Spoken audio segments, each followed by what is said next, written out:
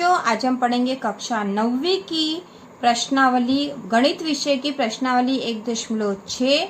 और इसी तरह की और वीडियो देखने के लिए आप हमारे चैनल को सब्सक्राइब कीजिए। और प्रश्नावली 1.6 करने से पहले हमें कुछ नियम पता होना चाहिए, जो कि घातांक के नियम है ना बच्चों। कौन से नियम है? घातांक के नियम। कि किसी संख्या पे यदि कोई घातांक लगा हो, है ना, यहाँ पे जैसे ए की जो घात लगी हुई है यहाँ पर m है, और उसी प्रकार यहाँ पे बिंदु, इसका मतलब ये है, और इनके बीच में कोई निशान नहीं, इसका मतलब ये है कि इन दोनों के बीच में क्या है बच्चों? गुणा है। और फिर यहाँ पे a है और a की घातांक है n। यदि ऐसे स्थिति है और इन दोनों के बीच में गुणा है, तो इनकी दोनों की घातांक आपस में जुड़ जाती है ना। क्या हो जाती है? घातांक जुड़ जाती है। तो गुणा में घातें जुड़ जाती है, ऐसा कहते हैं कि गुणांक में घातें जो है, गुणा में घातें हैं वो जुड़ जाती। तो a की पावर या a की घातांक हो जाएगी m प्लस n, दोनों घातांक जुड़ जाएंगे। उसी प्रकार यदि इस तरह का उदाहरण है कि a की जो घातांक है m और उसके पूरे की घातांक फिर कोई संख्या दूसरी है, तो ऐसी स्थिति में वो दोनों घातांक का आपस में गुणा हो जाएगा, दोनों घातांकों का आपस में गुणा हो जाएगा। उसी प्रकार तीसरा जो है बच्चों घातांक का नियम, जो भाग वाला है, यदि a की घातांक m है और उसी प्रकार इसके बट्टे में a की घातांक n है ना, तो ऐसी स्थिति में क्या होंगे कि दोनों घातांक का आपस में घटाव हो जाएगा। ये देखो बच्चों, a की घातांक m है और बटा a की घातांक n है, तो ऐसी स्थिति में क्या हुआ? बराबर a की घातांक m माइनस n, है ना, क्योंकि दोनों तो एक है ना, एक ही संख्या थी यहाँ, तो इनके घातांक का क्या होगा? घटाव हो जाएगा। उसी प्रकार यदि दो संख्या a और b है और दोनों की घातांक समान है, संख्या अलग अलग है और इनकी घातांक दोनों की समान है, तो दोनों की घातांक का, दोनों का आपस में गुणा होकर घातांक साथ में एक लग जाएगी, है ना। यदि a की घातांक m, b की घातांक m, तो यहाँ पे हो गया ab और इस पूरे की घातांक हो गई m। तो बच्चों घातांक के नियम आपको पता होना चाहिए, क्योंकि जब घातांक के सवाल करेंगे, हम घात वाले सवाल करेंगे, तो ये नियम लागू होंगे बच्चों। और आगे भी आपके बहुत सारे क्वेश्चन में ये नियम आएंगे, तो आपको ये पता होना चाहिए। नहीं पता तो आप इसको नोट कर लो। तो चलो बच्चों, अब करते हैं पहला प्रश्न। 64 की घातांक जो है 1/2 है। 64 की घातांक कितनी? 1/2। तो ऐसी स्थिति में क्या करेंगे हम? 64 की घातांक 1/2 है, इसको हमें ज्ञात करना। तो हमें पता है कि जो 64 है वो किस संख्या का वर्ग है बच्चों? 8 का है। मतलब 8 गुणा 8 होता है 64, है ना। ये तो हमें स्पष्ट पता है कि 8 गुणा 8 होता है 64। तो 8 गुणा 8 के रूप में हमने 64 को लिख दिया है और इसकी घातांक लगा दी 1/2। अब 8 गुणा 8 को हम कैसे लिख सकते बच्चों? 8 का वर्ग, है ना, 8 का वर्ग, और इसकी घातांक 1/2 है ही सही, है ना। तो अब इसी स्थिति में देखो बच्चों, ये नियम लागू होगा। a की घातांक m और इस पूरे की घातांक n थी, तो a की घातांक हो गई m गुणा n। तो अब हम भी ऐसे ही करेंगे यहाँ पे, है ना। तो यहाँ पे हो जाएगा 8 की जो है घातांक 2 और फिर गुणा में आ जाएगा 1/2, है ना। ये हो गया। अब देखो बच्चों, अब यहाँ पे 2 गुणा 1/2, तो 2 के नीचे कुछ नहीं तो हम 1 लगा देंगे, है ना। अब यहाँ 2 से 2 कट जाएंगे, तो क्या बचेगा? यहाँ पे 2 से 2 कट गए तो क्या बचा? 1 बचा, है ना। तो 1 बचा, तो 1 तो लगाने की जरूरत ही नहीं होती। तो यहाँ उत्तर आएगा 8, है ना बच्चों। क्या उत्तर आएगा? इसका उत्तर आएगा 8। ठीक है, ये हो गया एक क्वेश्चन। अब दूसरा प्रश्न है, इसी का जो दूसरा प्रश्न है बच्चों है वो है 32 की घातांक है 1/5। 32 की घातांक है 1/5। तो 32 तो किसी संख्या का वर्ग नहीं है, हमें ये पता है ना। तो अब ऐसी स्थिति में हम क्या करेंगे? ये किसी संख्या का वर्ग नहीं है, हमें ये पता है, तो हम इसका गुणनखंड निकालेंगे, है ना बच्चों। क्या निकालेंगे? गुणनखंड। तो गुणनखंड कैसे निकालेंगे? देखो, ये 32 है ना, इस तरह से निकाल लेते हैं हम। तो 2 का भाग लगाएंगे इसमें 32 में, 2 एकम 2, 2 छंग 12, फिर 2 का लगाएंगे, 2 अट्ठी 16, फिर 2 का लगाएंगे, क्योंकि पहले छोटी संख्या का ही लगाना चाहिए। जब तक छोटी संख्या का हो रहा तब तक बड़ी संख्या का नहीं लगाना चाहिए। तो फिर यहाँ पे हो जाएगा 2 चौक 8, है ना बच्चों। ये हो जाएगा 2 दूनी 4, ये हो गया 2 एकम 2। तो कितने आए बच्चों? 1 2 3 4 5 बार 2 आ गया, है ना। तो हम यहाँ लिख देंगे, है ना, 2 गुणा 2 गुणा 2 गुणा 2 गुणा 2, है ना, 1 2 3 4 5 बार 2 आ गया। और इसकी पूरे की घातांक 1/5, तो थी सही। अब 2 जो 5 बार गुणा में है बच्चों, इसको हम कैसे लिख सकते हैं कि 2 की घात 5, है ना, 2 5 बार आया इसलिए 2 की घात 5 लिख दी हमने यहाँ पे इसके बदले में, और यहाँ पे 1/5 है ही सही। अब यहाँ पे कौन सा वाला सूत्र आ जाएगा बच्चों, कौन सा आ जाएगा कि a की पावर a की घातांक n और इस पूरे की घातांक n है। तो ऐसी स्थिति में हम क्या करेंगे कि a की घातांक क्या हो जाएगी, m गुणा n, है ना, या mn। ठीक है बच्चों, तो हम यहाँ पे फिर वही करेंगे 2, और यहाँ पे हो गया 5 गुणा 1/5, है ना, ये घातांक हो गई। ये घातांक बाहर जा गई इसकी 5, तो बाहर गुणा में आ जाएगी इसके साथ। अब इसके बटे 1 कर देंगे हम, और ये 5 से 5 कट जाएगा, तो क्या बचेगा 1। तो 1 घातांक लगाने की जरूरत ही नहीं है, ये 1 ही है यहाँ पर। तो ये उत्तर आ गया यहाँ पर 2। क्या उत्तर आ गया बच्चों, 2। इसी प्रकार तीसरा प्रश्न है बच्चों, 125 की घातांक है 1/3। 125 की घातांक है 1/3। तो हम 125 का भी क्या करेंगे बच्चों, गुणनखंड निकालेंगे। क्या करेंगे, गुणनखंड निकालेंगे। तो निकालो चलो, 125 का गुणनखंड निकालने के लिए हम इसको इस तरह से पहले भाग लगाएंगे 2 से। तो 2 का पूरा भाग जाएगा क्या बच्चों, इसमें नहीं जाएगा, शेष बच जाएंगे। तो ऐसी संख्या का भाग नहीं लगाएंगे। 3 का लगाएंगे, 3 चौक 12, 3 एकम 3, फिर भी शेष बच जाएंगे, तो 3 का नहीं लगेगा। 4 का भी नहीं लगेगा बच्चों, तो इसमें किसका भाग जाएगा, 5 का, है ना। तो 5 दूना 10, 2 बचे, ऊपर से उतरा 5, 25 हो गए। 5 का पढ़ा 5 बार बोला तो 25 आए हैं। अब हम फिर से 5 का लगाएंगे, 5, है ना, 5 का भाग फिर 5 बार जाएगा, 25 आएंगे बच्चों। फिर 5 का 5 एकम 5, है ना, ये गुणनखंड निकाल लिया हमने इसके, है ना। तो कितने आए बच्चों, 5 गुणा 5 गुणा 5, है ना। तो इसको हम लिख देंगे यहाँ पे, है ना। तो ये हो गया 5 गुणा 5 गुणा 5, 3 बार 5 आ गए, और इसकी घात 1/3 है ही सही, है ना। अब बच्चों 5 गुणित 5 को हम कैसे लिख सकते हैं, 5 की घात 3, है ना, 5 की घात 3 लिख दिया, और इसकी घात 1/3 है। अब ये इस तरह से है तो ये गुणा में बाहर चली जाएगी, है ना। तो 5 की घात हो गई 3 गुणा 1/3, है ना। अब हम क्या करेंगे, 3 गुणा 1/3। अब 3 के नीचे कुछ नहीं, मतलब बटा 1 कर देंगे, और 3 से 3 कट जाएगा, तो क्या बचेगा यहाँ पर 1। तो 1 लिखने की आवश्यकता ही नहीं है, तो इसका उत्तर आएगा 5, है ना। उत्तर आएगा बच्चों 5। ठीक है, तो ये हमारा तीसरा प्रश्न हो गया है। देखो बच्चों, प्रश्न नंबर दूसरा है, ज्ञात कीजिए का पहला क्वेश्चन है। 9 की घातांक है 3/2।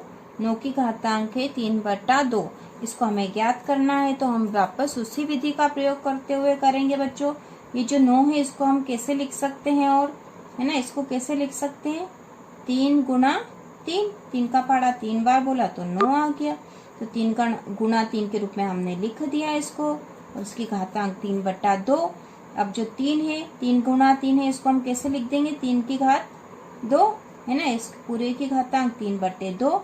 अब ये जो इसकी घातांक के बाहर चली जाएगी और ये गुणा में आएगी, है ना। तो 3 और इसकी घातांक है 2 गुणा 3/2, है ना। 2 गुणा 3/2 हो गया यहाँ पे। अब इसके बटे कुछ नहीं, तो हमने 1 लगा दिया। अब हम 2 से 2 काट देंगे, है ना, 2 से 2 काट दिया, तो क्या बचा बच्चों, 3 की घात कितनी बच गई, 3 की घात बची है 3, है ना। 3 की घात 3 बची, मतलब क्या हुआ बच्चों, 3 का गुणा 3 बार हो रहा है ना। ये लिख दिया हमने, तो इसको करके देख लो। 3 का पहाड़ा 3 बार बोलो, 3 तिया 9, और 9 का पहाड़ा फिर 3 बार बोला तो 9 तिया 27। तो इसका उत्तर आएगा बच्चों 27। उत्तर कितना आएगा इसका, 27। ठीक है बच्चों, 27 उत्तर आएगा। इसी प्रकार इसका जो अगला प्रश्न है बच्चों, सेकंड वाला जो प्रश्न है वो है 32 की घात 2/5, है ना। 32 की जो घातांक है वो है 2/5। तो हम इसमें क्या करेंगे बच्चों, हम 32 का क्या करेंगे, पहले गुणनखंड निकालेंगे, हमने इसके पहले के सवाल में भी निकाला था, तो आपको याद ही होगा 32 का गुणनखंड कैसे निकाला था हमने। इस तरह से निकाला था 32 का 2 का 2 एकम 2, 2 छंग 12, फिर 2 से 2 अट्ठी 16, फिर 2 से 2 चौक 8, फिर 2 से 2 दूनी 4, फिर 2 से 2 एकम 2। ठीक है, तो 5 बार आए थे 2, तो 1 2 3 4 5 बार, है ना, 5 बार 2 आए। और इसकी जो घात है, इस पूरे की घात 2/5 तो है ही सही। हमने तो 32 को सरल करके लिखा है यहाँ पे। अब 2 5 बार आए तो इसको कैसे लिख सकते हैं, 2 की घातांक 5 और इसकी पूरे की घातांक तो 2/5 है ही सही। अभी यहाँ पे इस तरह से घातांक है तो ये घात जो है बाहर चली जाएगी, है ना। तो 2 की घातांक हो गई 5 गुणा 2/5, है ना बच्चों, 5 गुणा 2/5। 5 के नीचे कुछ नहीं तो हमने 1 लगा दिया है। अब ये 5 से 5 काट दिए तो कितना आया, 2 की घातांक कितनी बची बच्चों, 2, है ना। तो 2 की घातांक कैसे लिखेंगे, 2 हो गई तो 2 गुणा 2, है ना। इसको और सरल कर दिया हमने, तो 2 का वर्ग था ये तो 2 गुणा 2 हो गया, तो 2 गुणा 2 बराबर 2 दूनी 4। तो इसका उत्तर आया बच्चों, क्या उत्तर आया इसका हमारे पास, 4। तीसरा प्रश्न है बच्चों, 16 की घातांक 3/4। 16 की घातांक है 3/4, तो हम इसको भी पहले सरल करेंगे। तो 16 को और हम कैसे लिख सकते बच्चों, इसको करना है हमें। तो 16 के हम क्या करेंगे, गुणनखंड निकाल लेंगे। तो 2 अट्ठी 16, है ना, 2 चौक 8, 2 दूनी 4, 2 एकम 2, है ना। इस तरह से हमने इसका भाग 2 से करके देख लिया है। तो बच्चों 2 का कितनी बार आया है, 4 बार, 2 2 2 और 2, 2 गुणा 2 गुणा 2 गुणा 2, है ना बच्चों। ये गुणनखंड निकालने की विधि हमने पिछले सवाल में भी करी थी, आपको आती है अच्छे से, है ना। अब इसकी जो घातांक है कितनी है, 3/4। अब 2 का गुणा 4 बार है ना। तो हम इसको कैसे लिख सकते हैं, तो कि 2 की घात 4, है ना, 2 की घात 4 लिख दी और इसकी पूरे की घात 3/4 है ही सही, है ना। अब हम क्या करेंगे कि ये जो इसकी घात 4 इसको बाहर ले जाएंगे तो ये कैसी हो जाएगी, यहाँ पे इसके साथ गुणा में आएगी, है ना, ये तो नियम है। तो 4 गुणा 3/4 हो गया। अब इसके नीचे कुछ नहीं तो बटा 1 कर दिया हमने। अब 4 से 4 काट दिए तो क्या बचा, 2 की घात 3, है ना, 2 की घात 3 बचा है। तो हम इसको कैसे लिख देंगे, 2 की घात 3 का मतलब क्या हुआ कि 2 का गुणा 3 बार है ना, 2 का गुणा 3 बार है। तो 2 दूनी 4 और 4 दूनी 8, इसको हल कर लिया हमने, उत्तर आया 8। कितने उत्तर आए बच्चों, 8। तो इसका उत्तर आएगा, उत्तर बराबर 8, है ना, उत्तर हो गया इसका 8। इसी प्रकार जो अगला प्रश्न है चौथा बच्चों, चौथा जो प्रश्न है वो है 125 की घातांक है ऋण का 1/3, ऋण की 1/3, है ना। 125 की घातांक है ऋण की 1/3, ठीक है। तो अब इसको हल करने के लिए क्या करेंगे, देखो बच्चों अब यहाँ तो घातांक ऋण में आ गई है ना, ऋण में आ गई है। तो हम इसको पहले सरल करेंगे, इसको धन में करने की कोशिश कर रहे हैं हम। तो हम यदि इसको क्या करेंगे कि 1 लिख देंगे, 1 मतलब ये ऋण की घातांक के मतलब क्या है बच्चों कि यहाँ पे इसको नीचे बटे में जाएगी ना। तो 1/125 की घातांक 1/3, है ना। ये घातांक वाले जो होते हैं यदि इनको ऊपर ले जाएं तो घात पे ऋण का निशान आ जाता है, तो हम वापस नीचे लेके चले गए तो 1 करके लिख दिया है। तो 1/125 की घातांक हो गई 1/3, है ना, ऋण हट गया क्योंकि बट्टे के नीचे आ गया है ना। तो 1/125 की घातांक 1/3। अब इसको हम सरल कर लेंगे उसी विधि से जिस विधि से हम करते आए हैं। तो ये हो गया 1/125 को सरल करके लिखेंगे तो 125 के गुणनखंड निकाल के लिखेंगे, है ना बच्चों। तो हमने पिछले सवाल में निकाले थे, आपको याद है। 125 5 से भाग लगाना पड़ा था क्योंकि 2 3 और 4 से भाग इसमें पूरा नहीं जाता है। 5 दूनी 10, 5 का पहाड़ा 5 बार बोला, 5 25, फिर 5 से 5 का पहाड़ा 5 बार तो 25, फिर 5 से तो 5 एकम 5, तो 5 गुणा 5 गुणा 5, है ना बच्चों। तो क्या आया, 5 गुणा 5 गुणा 5 और पूरे की घातांक थी 1/3, है ना। अब इसको हम कैसे लिख सकते हैं, 5 गुणा 5 गुणा 5 को और सरल तरीके से तो 1/5 की घात 3, है ना, 5 की घात 3 और फिर इसके गुणा में आ जाएगा 1/3, है ना। हमने सीधे लिख दिया, यहाँ पे 1/3 हो गया, यहाँ पे 1/3 तो था ही सही। और ये 5 गुना 5 को हमने 5 की घात 3 लिख दिया है ना। अब इसको सरल कर लो है ना, इसके बटा 1 कर दिया हमने। अब 3 से 3 कट जाएगा तो यहाँ पे क्या बचा बच्चों, ये 1/5। अब इसकी घातांक 1 बची तो लिखने की जरूरत नहीं है, तो ये हुआ 1/5। तो इसका उत्तर है बच्चों 1/5। उत्तर बराबर 1/5। ठीक है, तो ये हमारा हल हो गया है।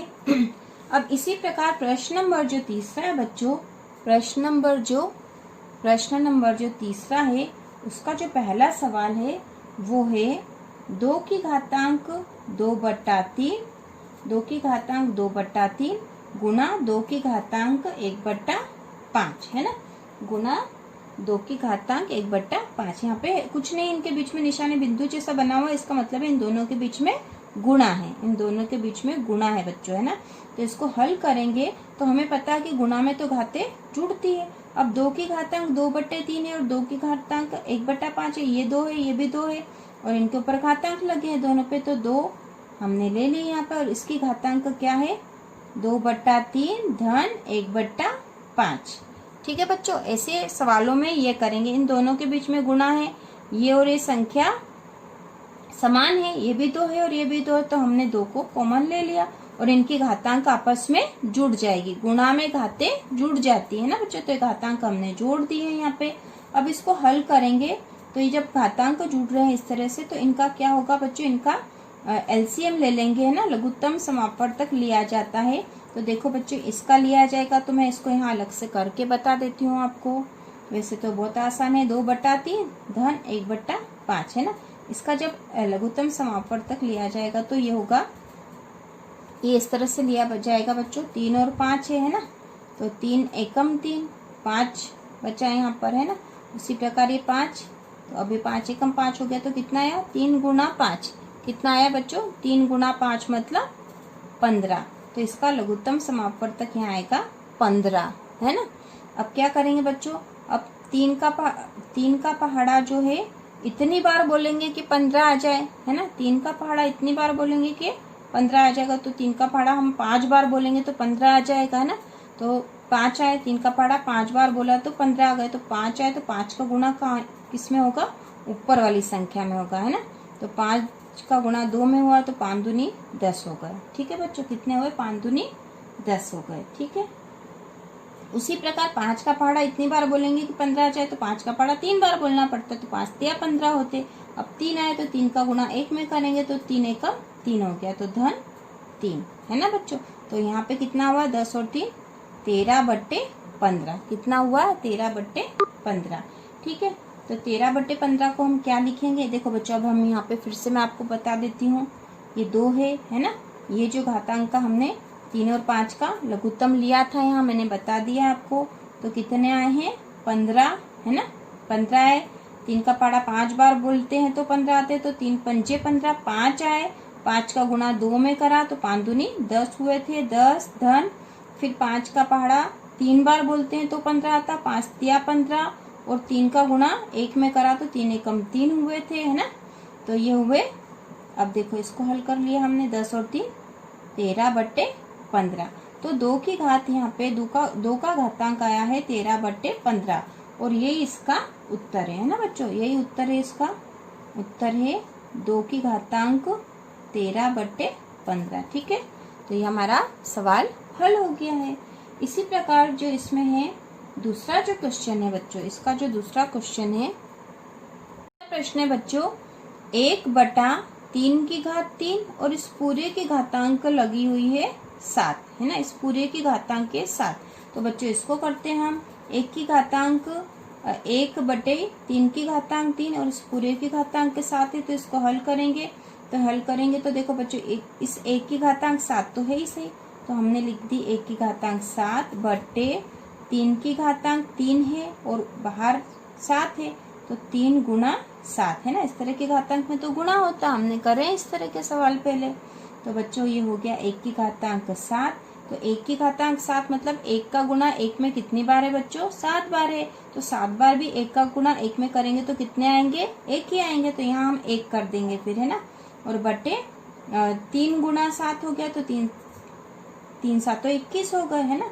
तो ये हो जाएगा बच्चों, यहाँ पे घातांक 7 लगाने की जरूरत नहीं है। 1 का गुणा 1 में 7 बार करेंगे तो 1 ही आएगा। तो इसका उत्तर होगा बच्चों 1/3 की घातांक 21। ठीक है, 1/3 की घातांक 21 ये इसका उत्तर है। ठीक है बच्चों, यही इसका उत्तर है।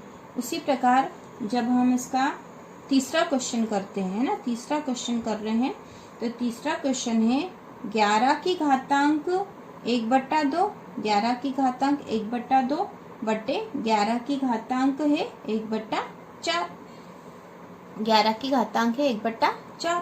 तो अब देखो इसको हल करेंगे, है ना, ये भी 11 बच्चों और ये भी 11, दोनों एक ही अंक है ना, समान है।